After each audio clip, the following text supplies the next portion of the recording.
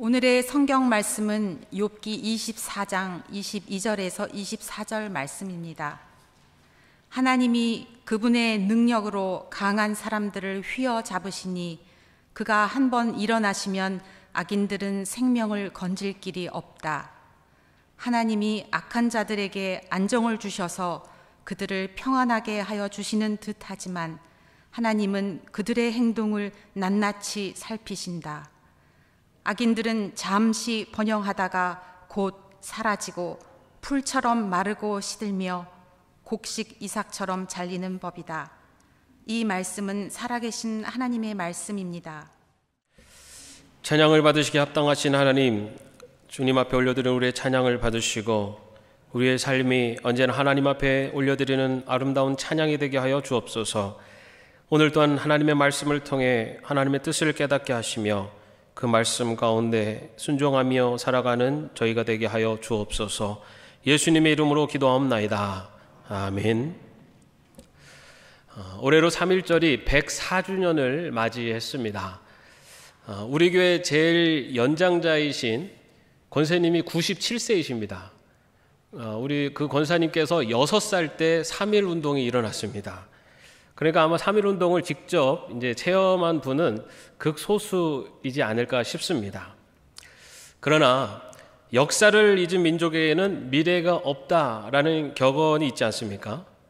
역사를 잊지 않고 역사 속에서 교훈을 찾아갈 때 우리가 앞으로 나가야 할 올바른 방향을 찾을 수가 있습니다.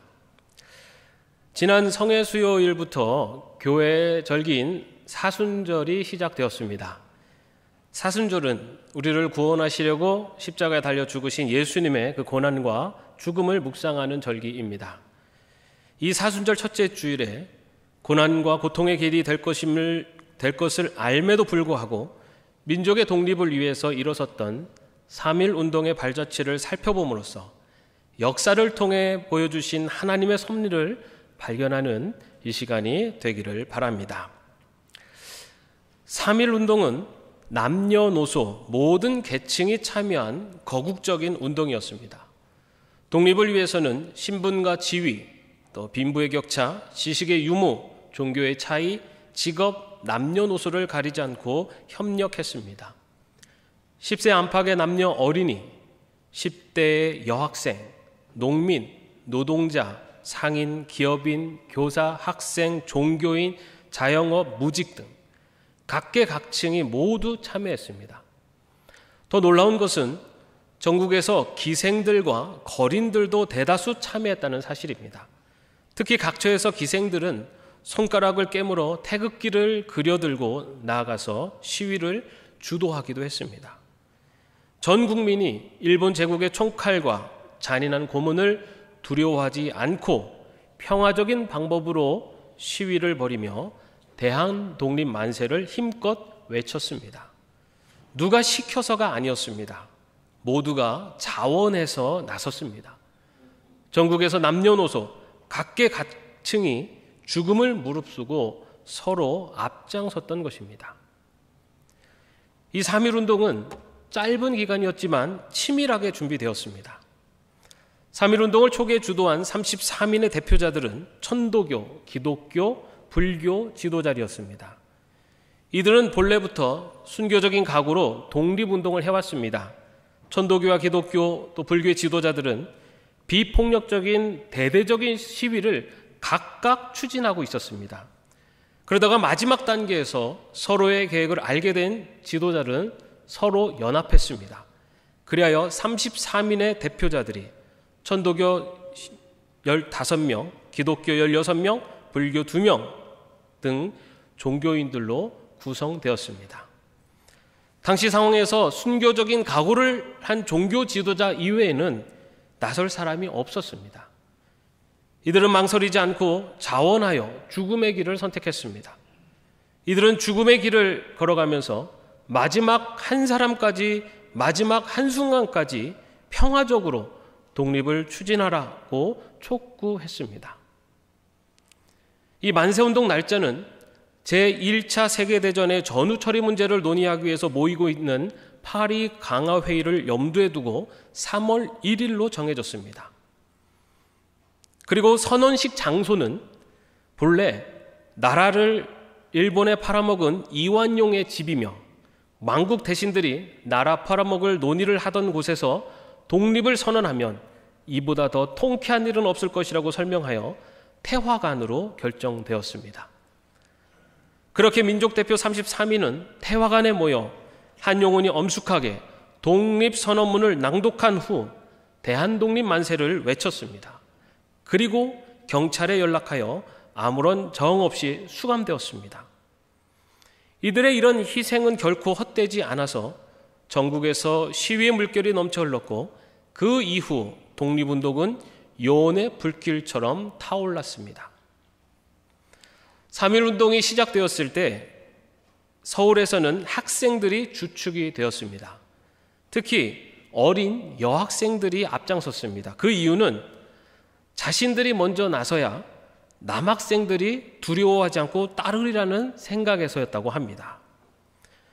파고다 공원에서 학생들이 만세운동을 전개하자 마침 고종의 장례식 때문에 상경에 있던 사람들과 시민들이 동참하여 대대적인 시위로 확장되었습니다. 그렇게 서울에서 시작된 만세운동은 전국의 모든 도시는 물론 농촌 지역까지 퍼져나갔습니다. 지방과 전국으로 시위가 확산된 데는 정기적으로 열리는 장날이 활용되기도 했습니다. 그러나 일제는 곤봉과 칼로 무장하고 시위 군종을 무차별로 공격하라는 백지위임장을 일본인들에게 허락했습니다. 이로 인해서 서울의 길거리에서 일본인들은 닥치는 대로 무자비하게 폭행하는 것은 물론 길거리에서 사람의 귀와 손가락을 자르고 온몸을 난도질하는 일을 서슴지 않았습니다. 일본의 폭력에 맞대응하여 돌을 던지거나 몽둥이를 사용하면 일제는 이를 보복하기 위하여 마을을 통째로 불사르며 주민들을 모조리 학살했습니다. 특히 어린 여학생들에 대한 고문은 너무나 잔인했습니다. 당시 17세 유관순의 시체는 귀와 코가 잘려나갔고 온몸은 찢겨졌습니다. 당시 인구가 약 2천만 명이었는데 3개월 동안에 전국에서 202만 3,089명이 1,542회의 시위를 했으며 7,509명이 사망을 했고 15,961명이 부상을 당했고 6,948명이 체포되어 처참하게 고문을 당했습니다. 교회당은 47개소가 소각당했고 학교는 2개교가, 민가는 715채가 불살라졌습니다. 이는 3개월 동안의 통계입니다. 이런 저항은 1년 동안 계속되었습니다. 3.1운동은 일부에서 무력 충돌이 있었지만 평화적인 시위를 끝까지 유지했습니다. 영국의 신문기자로 한국에 와 있던 맥켄지는 6살짜리 아들이 아버지와 같이 만세를 부르다가 아버지가 구속되어 가자 어린 아들이 아버지를 향해 끝까지 고문에 굴복하지 말라고 격려를 했다라고 하는 기사를 전하며 끝까지 평화적인 방법으로 시위를 이어가는 한국과 그런 한국의 사람들을 잔혹하게 폭력으로 다스리는 일제의 만행을 고발하기도 했습니다. 이처럼 우리 민족은 독립을 위해서 일제의 불의와 폭력에 맞서서 평화적으로 항거하며 저항했습니다.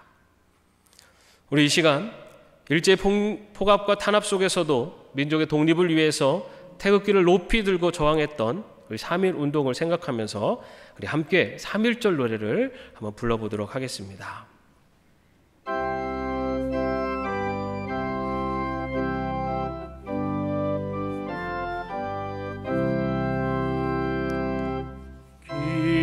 김인년 3월 1일 성호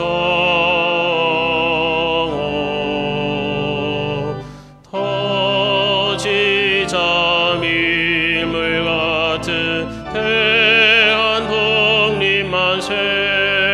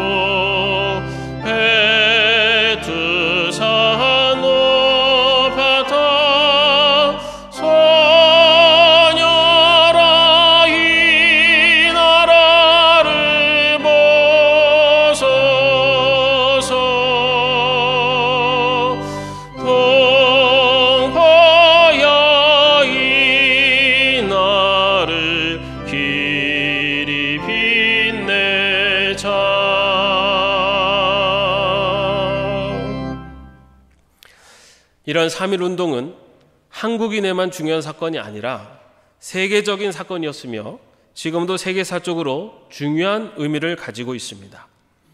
3.1운동이 세계혁명사의 신기원인 가장 큰 이유는 평화적인 방법에 있습니다. 3.1운동은 규모면에서 유례가 없이 거국적이었지만 더 중요한 것은 비폭력적인 저항이었다는 점입니다.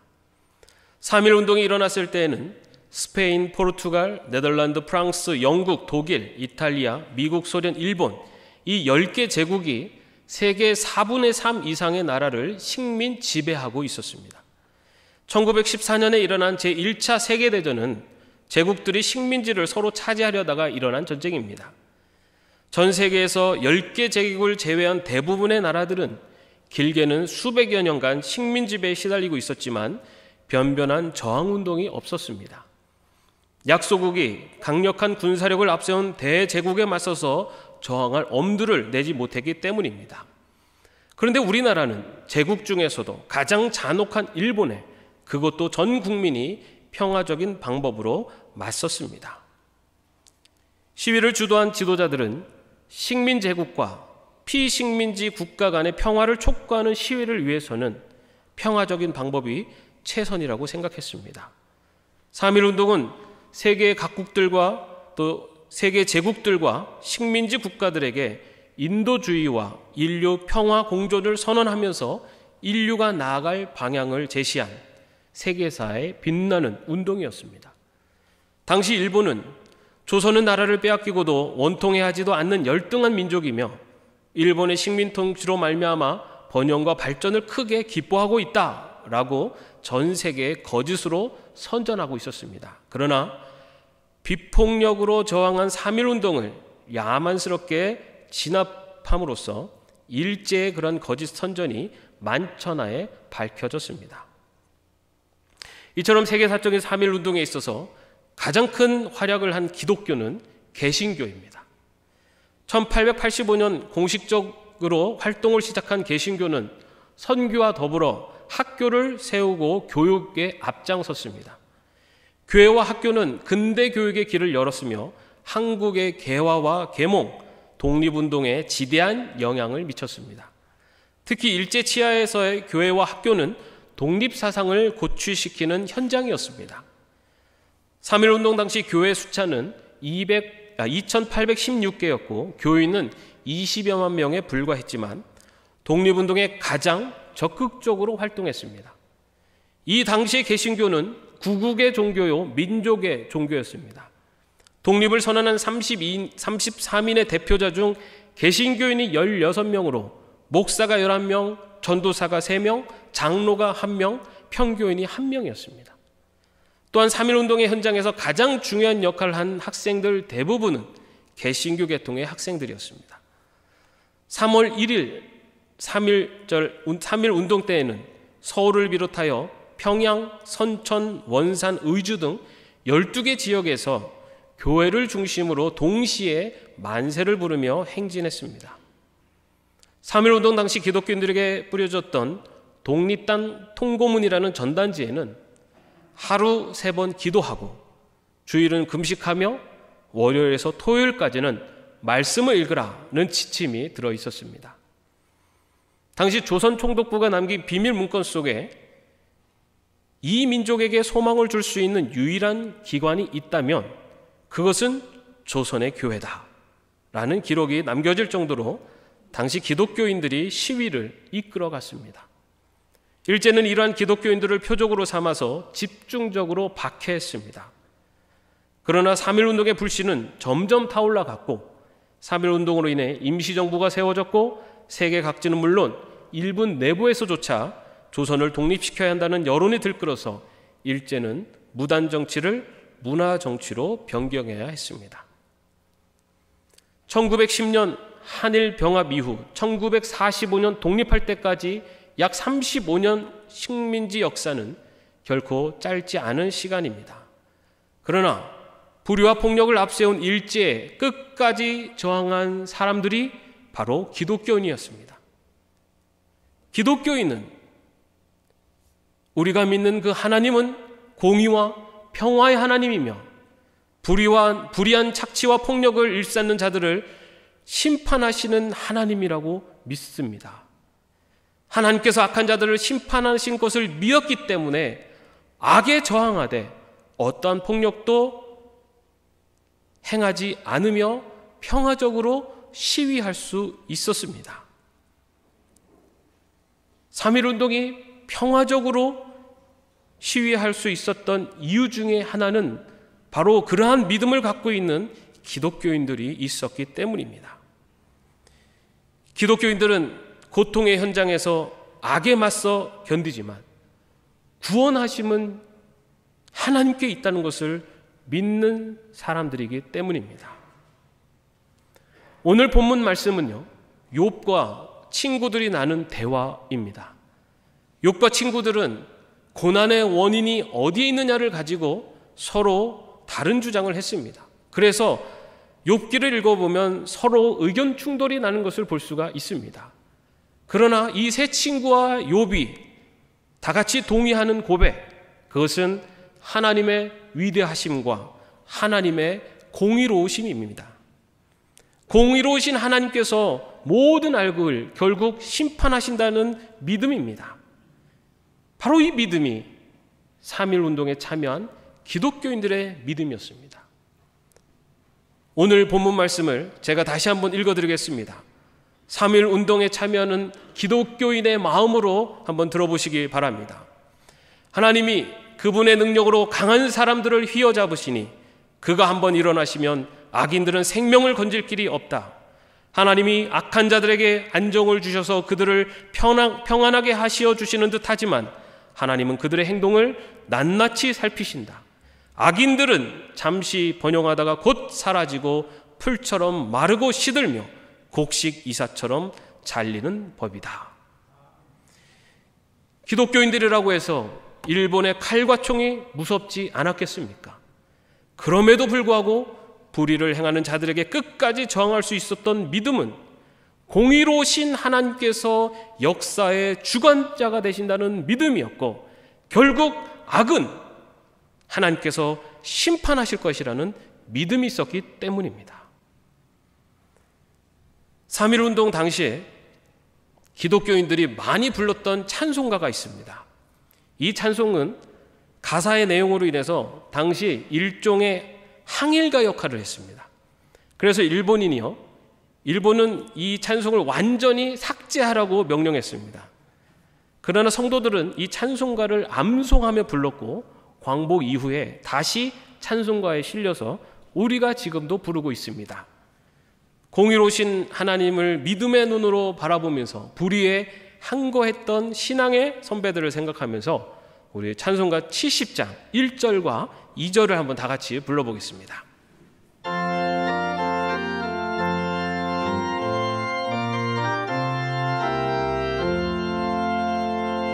피난처 있으니 환난을 당한 자 이리 오라.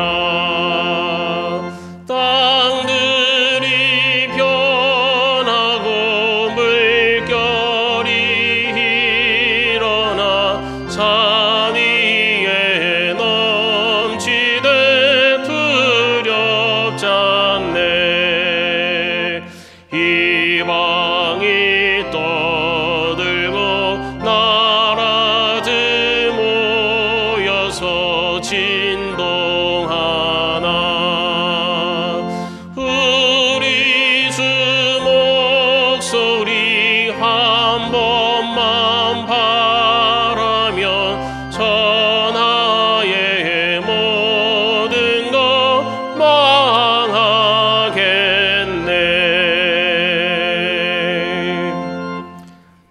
우리 믿음의 선조들, 기독교인들은 이 찬송을 부르며 악인을 심판하실 하나님, 한 번만 목소리를 바라면 천하의 모든 것을 망하게 하시는 그 하나님을 고백하며 독립운동에 나섰던 것입니다. 사랑하는 성도 여러분, 동서양을 가릴 것 없이 예나 지금이나 크고 힘 있는 나라들은 작고 힘없는 나라들을 억누릅니다. 다른 나라의 땅과 사람들과 재산을 빼앗기도 합니다. 자기들이 하나님이 된 것처럼 의수됩니다. 온 우리를 지으시고 다스리시는 하나님은 이런 나라들을 그냥 내버려 두지 않습니다. 악에 대해서는 반드시 심판하시기 때문입니다. 그런데 우리가 기억해야 할 것은 이 모든 거대 악의 근원은 인간의 죄에서부터 기인한다는 것입니다. 악한 지도자들이 악을 행할 수 있도록 용납해주는 악한 사회를 만들어 가는 것은 죄종으로 살아가는 인간의 죄에 기인합니다. 온몸을 죽음으로 몰아가는 암은 암세포에서부터 시작됩니다. 암세포가 빠르고 불규칙하게 성장하지 못하도록 조기에 차단하는 것이 암을 예방하는 방법입니다. 마찬가지로 세상을 죽음으로 몰아가는 인간의 근원적인 죄의 고리를 끊는 것이 세상을 구원하는 길입니다. 이러한 인간의 근원적인 죄의 고리를 끊기 위해서 예수님께서 이 땅에 오셨습니다. 우리의 죄를 대신 지시고 십자가에 달려 죽으심으로써 죄의 고리를 끊을 수 있는 길을 열어주셨습니다.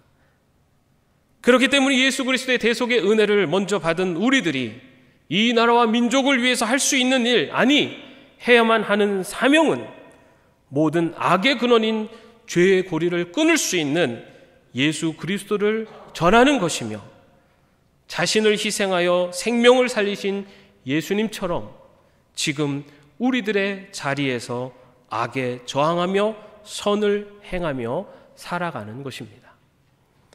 예수님이 십자가를 묵상하는 사순절을 보내며 내 삶 속에서 끊어야 할 죄악된 모습은 없는지 돌아볼 수 있기를 바랍니다.